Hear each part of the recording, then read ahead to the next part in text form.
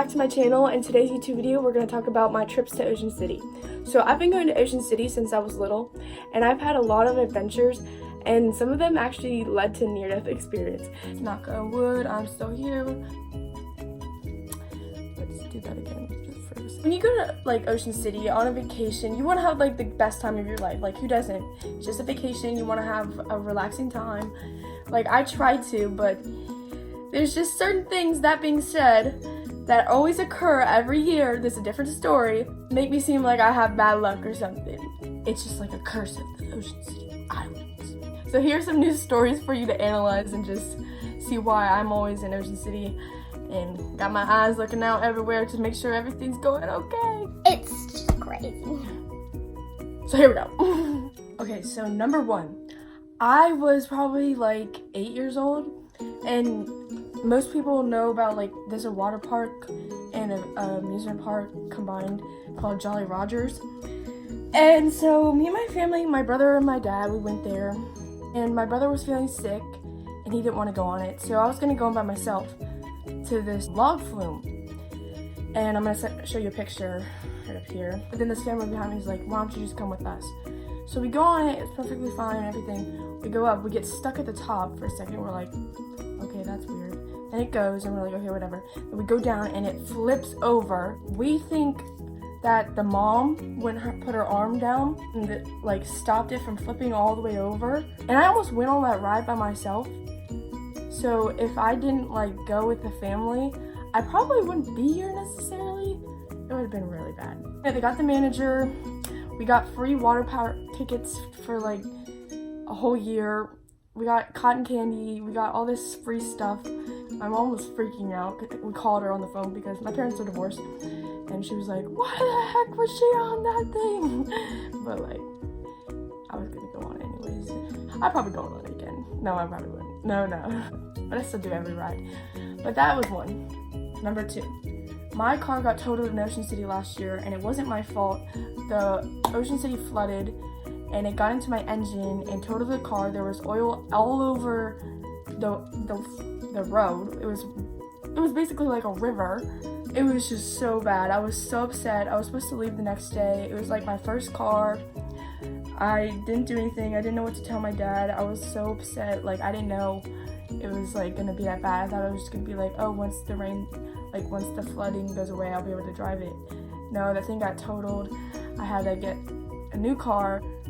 It was just a disappointment. Like, also my stuff was in there. The tow truck guy stole my money. The rest of the weekend, I had like $20 left, and I couldn't really do anything, so that kind of sucked. So my niece and I were going down to the beach, and we get stuck in the elevator. I don't know, it was like 20 minutes. I am a very claustrophobic person, so I did not like that. Elevators are not one of my favorite things. I do not like elevators or escalators. I would rather just do stairs. It was kind of scary for me. That's kind of like one of the minor things. Like, as long as we were out of it, we got out of it safely and it was fine. But that was just like one of the hotels. I don't even remember what hotel it was because I've stayed in so many different hotels in Ocean City. So that was 3. Number 4. This year at Beach Week, someone smashed beer bottles into my windshield and it got completely cracked. I didn't even know till the next day. Like, I wasn't going to my car because I was just walking everywhere. But then it was dinner time, and I was like taking my friends to dinner, and her boyfriend was like, Maria, your windshield is cracked. And I went to it, and then we had to get the cops involved. Like, the manager gave me the cops number because my hotel was under investigations. What? Like, we had to investigate the hotel for whoever's smashing beer bottles into my car, and other suspicious stuff was going down in my hotel. That was a little crazy. Kind of didn't like that. Okay, number 5. Let's talk about my other near-death experience in 7th grade, I believe.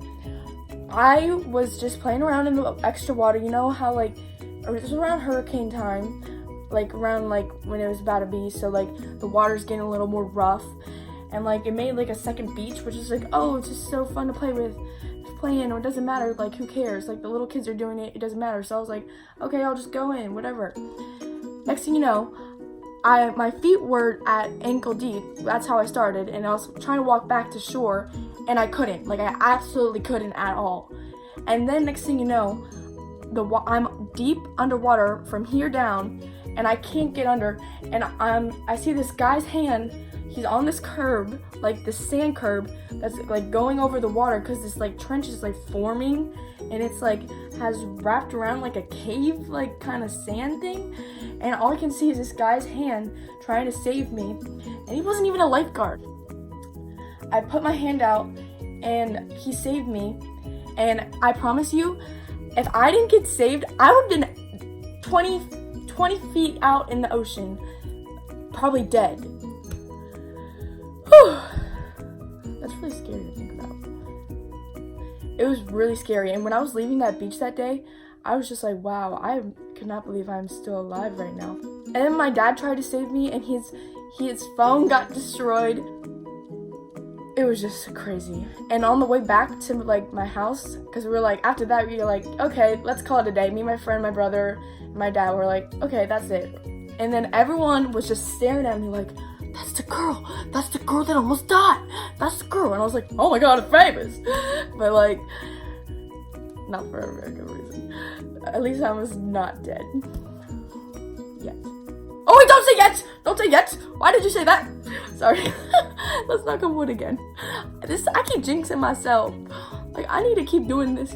Yes, I knocked on my head. There's no wood, really. This is like the closest thing I got. Sorry.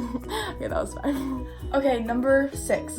The last one for now. Because there's definitely a lot more, but we don't got time. This one's kind of a funny one compared to the rest. I mean, those were kind of funny now that we know that I'm okay, but this one's just kind of funny. So my dad is bald, and we're walking down the boardwalk, and he just got a slice of pizza, and a seagull comes out of nowhere, and he's trying to get the pizza, but instead of the pizza, he lands on his head, and like, he like makes a mark and it starts bleeding. Like, it wasn't terribly bleeding, it was just like a little cut, and it was just really, really, really funny. And like, I said, oh yo, it's a bald eagle. And you get it? It's like, it's a seagull, and I know it's not really an eagle, but like, he's bald. The thing. Yeah. If you didn't laugh, I'm sorry. I'm corny. But yeah, that was 6. That's it for today. Thanks for watching. Like, subscribe, and drop your topics below. See you soon.